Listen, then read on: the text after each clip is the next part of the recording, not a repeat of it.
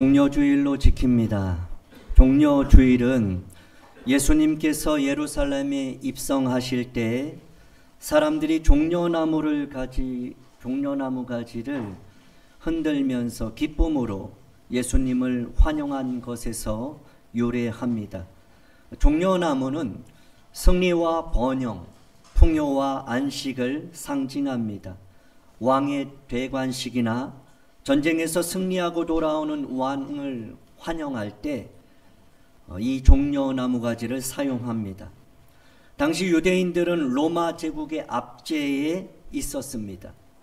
유대인들은 자신들을 로마로부터 구원해 줄 왕이 절대적으로 필요했습니다.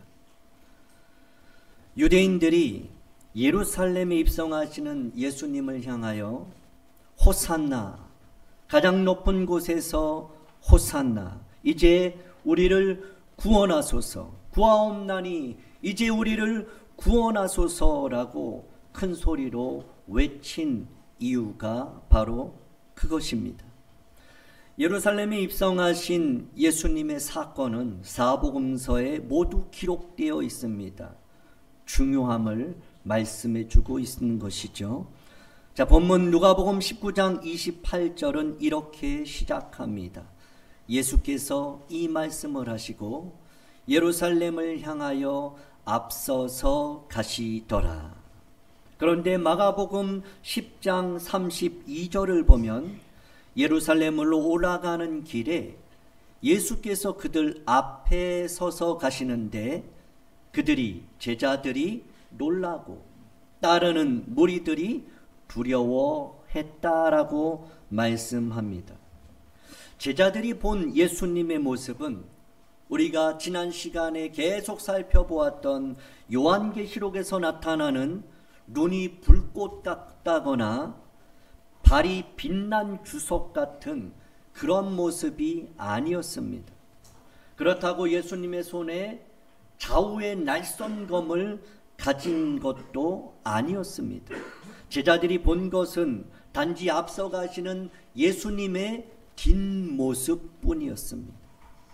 일반적으로 사람들은 뒤에서 쫓아오거나 험상궂은 사람의 그 얼굴을, 앞모습을 바라볼 때 놀라고 두려워합니다. 그런데 왜 제자들은 예수님의 뒷모습을 보면서 놀라고 두려워했을까요?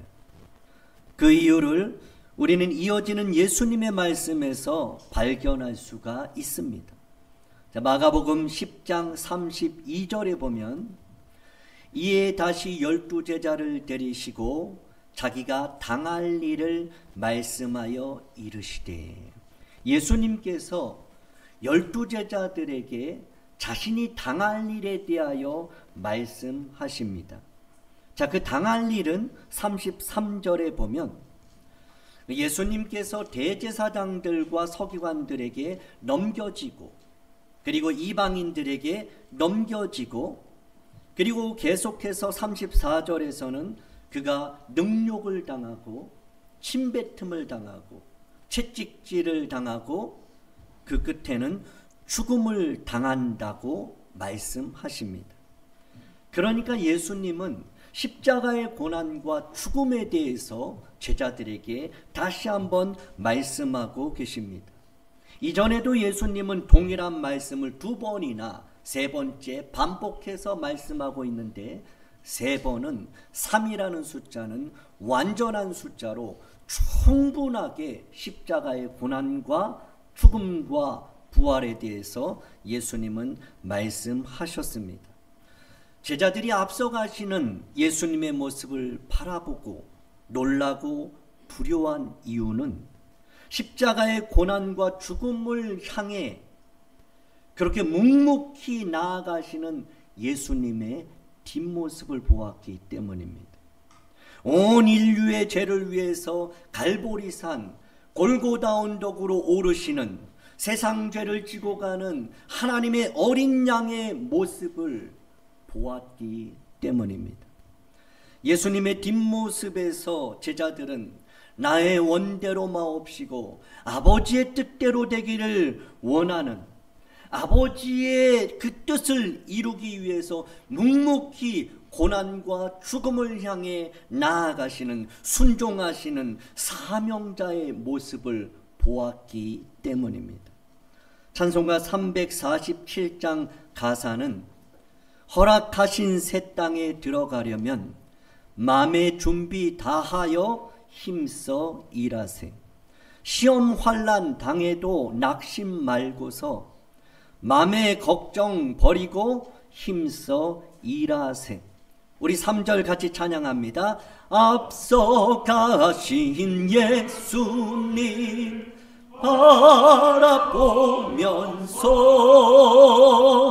모두 마음을 아파요 힘써 일하세. 여호수아 본받아 앞으로 가세. 우리 거할 처소는 주님 품일세. 찬송가 가사처럼 앞서가신 예수님은 제자들이 시험과 환난을 당해도 낙심하지 말고 모두 마음을 합하여 힘을 써서 주님을 따르기를 원하셨습니다. 그러나 제자들은 여전히 놀라고 두려워할 뿐입니다. 앞서가신 예수님을 바라보는 여러분의 마음은 어떤가요? 십자가의 길, 고난의 길, 사명자의 길을 앞서가신 예수님의 그 뒷모습을 바라보는 여러분의 마음에 놀라움과 두려움이 있다면 사라지고 강하고 담대함이 이 시간 풍성하게 넘치기를 주님의 이름으로 축복합니다. 앞서가신 예수님을 바라보면서 여호수아와 바울처럼 앞서가신 우리 믿음의 선배들처럼 시험 환난 당해도 낙심하지 말고 마음의 걱정, 근심, 염려 다 버리고 모두 힘을 합하여서 주신 사명 힘써 감당할 때에 잘하였도다, 착하고 충성된 종이라고 칭찬받는 저와 여러분 되기를 주님의 이름으로 축복합니다. 다시 본문 누가복음 19장 28절을 보면 예수님께서 이 말씀을 하시고 예루살렘을 향하여 앞서서 가셨다라고 말씀합니다. 그러니까 예수님께서 십자가의 고난과 죽음을 위해 예루살렘을 향하여 앞서 가시기 전에 하신 말씀이 있다는 것이죠. 이 말씀을 하신 후에 앞서 가셨습니다. 그 말씀을 앞선 내용을 살펴보면 크게 두 가지입니다. 먼저 누가복음 19장 2절을 보면 인자가 온 것은 잃어버린 자를 찾아 구원하려 함이니라. 구원입니다. 그리고 두 번째는 은화 열문화의 비유를 말씀하시면서 17절에 이렇게 말씀합니다. 우리 같이 읽겠습니다. 시작. 주인이 이르되 잘하였다 착한 종이여, 내가 지극히 작은 것에 충성하였으니 열 고을 권세를 차지하라. 두 가지는 구원과 충성입니다. 예수님은 제자들에게 구원과 충성에 대해서 예수님의 구원하심과 구원받은 자들의 충성, 다시 말하면 예수님이 이 땅에 오신 목적과 이 땅에서 구원받은 자들의 이 땅의 목적, 삶의 이유에 대해서 말씀하신 후에 예루살렘을 향하여 앞서서 가고 계신 것입니다. 그리고 오늘 본문이 시작됩니다. 29절을 봅니다. 감람원이라 불리는 산 쪽에 있는 벳바게와 베다니에 가까이 가셨을 때에 예수님은 제자 중 둘을 부르시고 보내십니다. 자, 지도를 보시면 갈릴리 가버나움에서 사역을 마치신 예수님이 이제 예루살렘으로 가시기 위해서 요단강을 건너고 건넌 후에 여리고를 지나서 감람원이라고 하는 산 위에 위치한 벳바게와 베단이라는 마을에 가까이 이르게 됩니다. 자, 예루살렘 성전에 가기 위해서는 반드시 요단강을 건너야 합니다. 그리고 여리고를 지나서 감람산에 위치한 베다니, 그리고 벳바게, 그리고 산 아래로 내려와서 기드론 골짜기를 건넌 다음에 성전에 입성할 수가 있습니다. 예수님께서 이제 벳바게에 이르셔서 제자 둘을 부르십니다. 그리고 제자들에게 누가복음 19장 30절에서 이렇게 말씀하십니다. 이르시되 너희는 맞은편 마을로 가라. 그리로 들어가면 아직 아무도 타보지 않은 나귀 새끼가 매여 있는 것을 볼 거다. 그러면 그 묶인 나귀를 풀어서 끌고 와라. 이렇게 명령을 하십니다. 자, 마가복음 21장 1절에서 보면 너희는 맞은편 마을로 가라. 그리하면 곧 매인 나귀와 나귀 새끼가 함께 있는 것을 보리니. 아마도 이런 모습이었을 거예요. 이것은 감람산에서 찍은 사진이에요. 저 멀리 예루살렘 성전이 있고 예수님의 말씀대로 맞은편 마을에 갔더니 말씀하신 대로 매인 나귀가 묶여 있고 나귀 새끼가 그곳에 있는 것을 제자들이 보게 된다고 예수님은 말씀하신 것이죠. 자, 이어서 본문 누가복음 19장 31절에서 예수님은 또 이렇게 추가로 말씀하십니다. 만일 너희가 그 묶인 나귀를 내게로 끌고 오려 할 때 누가 너희에게 어찌하여 푸느냐? 그렇게 묻거든 너희는 주가 쓰시겠다 하라 말하라고 합니다. 자, 32절에 보내심을 받은 제자들이 주의 명령에 순종해서 말씀하신 대로 갑니다. 그랬더니 말씀하신 대로 그곳에서 나귀뿐만 아니라 주인도 만나게 됩니다. 자, 그곳에서 예수님이 말씀하신 대로 순종 가운데 제자들은 기적을 경험하게 되는 것입니다. 그런데 더 놀라운 것은 33절에 나타납니다. 33절을 보시면 나귀 새끼를 그들이 풀었습니다. 그런데 그 임자가 나귀의 주인이 오더니 묻는 것입니다. 예수님이 말씀하신 것처럼 어찌하여 나귀 새끼를 푸느냐라고 예수님이 말씀하셨는데 그 주인이 똑같이 묻는 것입니다. 제자들은 34절에 예수님의 말씀을 그대로 그 나귀 주인에게 전합니다. 34절 우리 같이 읽겠습니다. 시작. 대답하되 주께서 쓰시겠다 하고 주께서 쓰시겠다라고 대답을 합니다. 어찌하여 푸느냐라고 할 때 그들은 예수님의 말씀을 그대로 전하기만 합니다. 주께서 쓰시겠다. 참으로 신기하고 놀라운 일입니다. 어떻게 이런 일이 가능할까요? 예수님께서 나귀 임자와 먼저 만나서 약속한 것도 아닌데 나귀 주인에게 연락해서 제자들 몰래 이벤트를 준비한 것도 아닙니다. 그런데 어떻게 이러한 일이 가능할까요? 예수님은 모든 만물의 주인이시기 때문에 모든 만물을 주관하시고 다스리시는 전능자요 전지자요 하나님의 아들이기 때문에 가능한 줄 믿으시기 바랍니다. 제자들은 맞은편 마을로 갔습니다. 매인 나귀와 나귀 새끼를 볼 것이다. 그러면 풀어서 내게로 끌고 와라. 혹시 누가 어찌하여 나귀를 풀으냐 물으면 주가 쓰시겠다 하라 하셨을 때 그들은 고민하지 않았습니다. 이게 무슨 일인가 따져보지도 않았습니다. 이게 가능한 일인가 생각하지 않고 계산하지 않았습니다. 주의 명령에 순종하였습니다.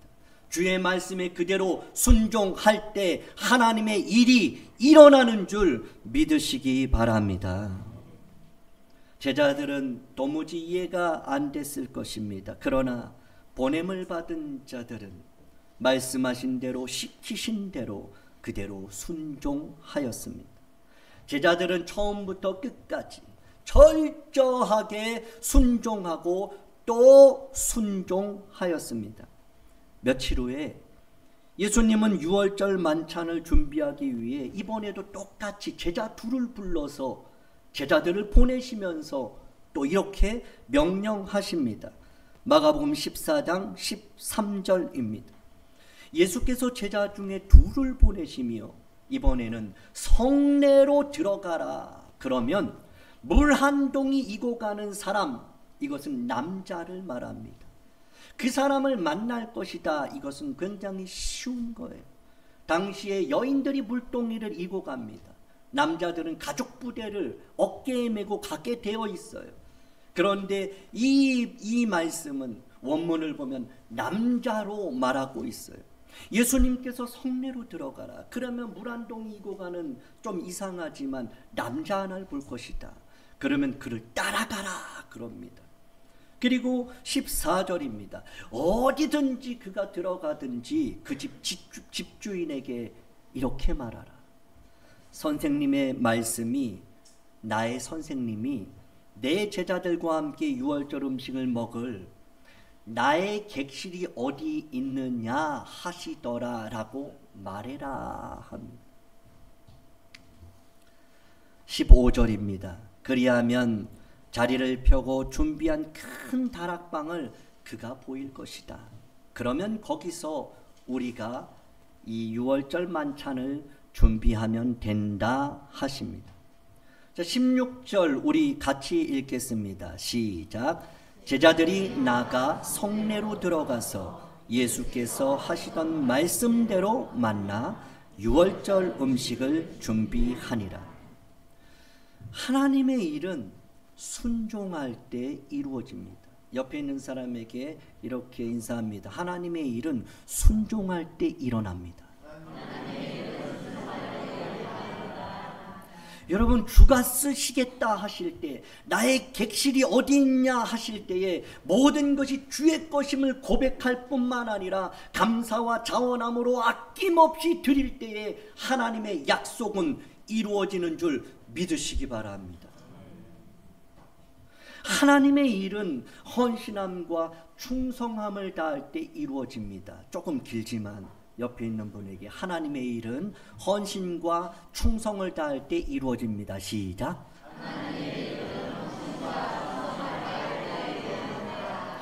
헌신과 충성은요, 사랑할 때 나타나는 매우 강력한 표현 중에 하나입니다.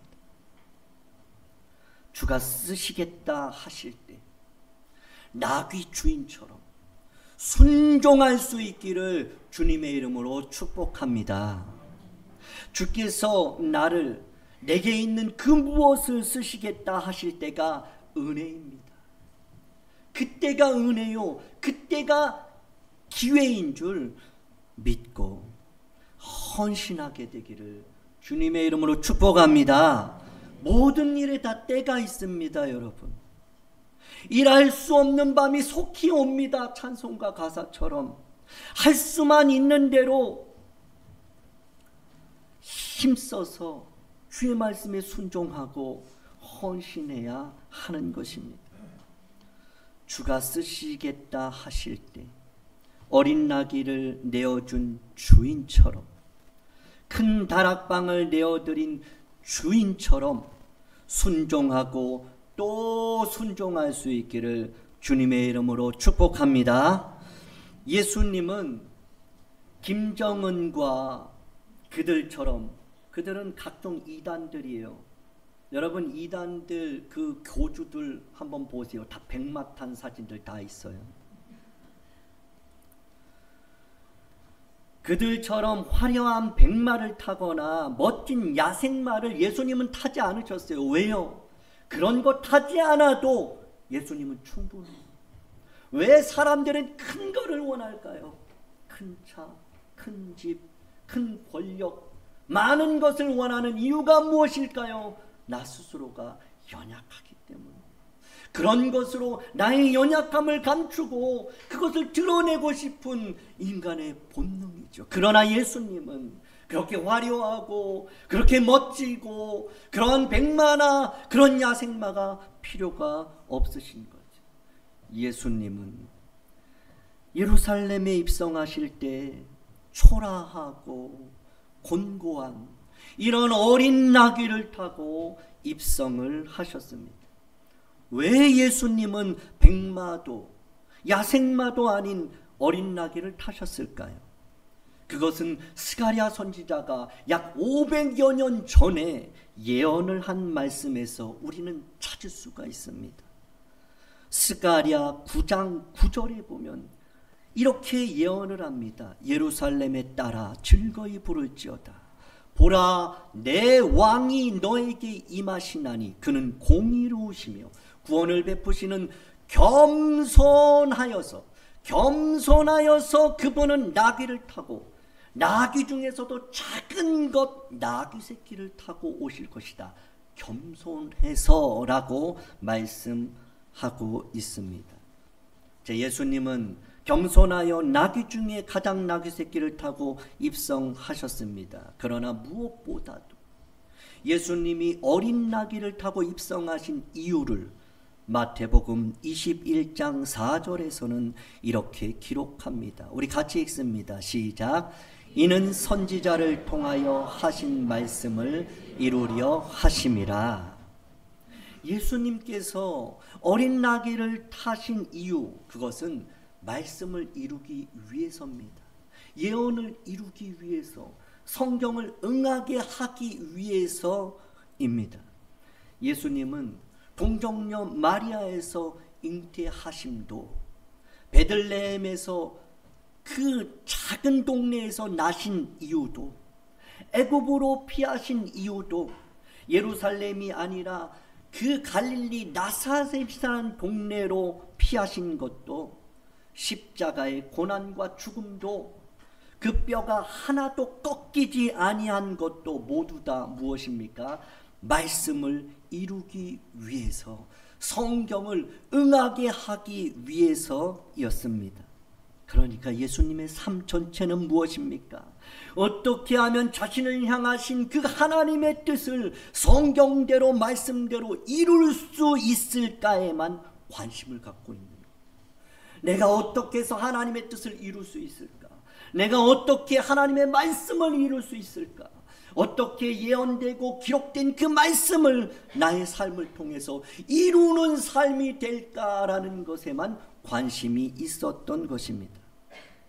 여러분의 관심은 어디에 있나요? 여러분은 무엇에 그렇게 관심을 갖고 있습니까? 예수님처럼 여러분을 향하신 하나님의 뜻이 성경대로 말씀대로 이루어지는 것에 관심을 갖고 또 관심을 갖고 마침내 이룰 수 있기를 주님의 이름으로 축복합니다. 기도하겠습니다.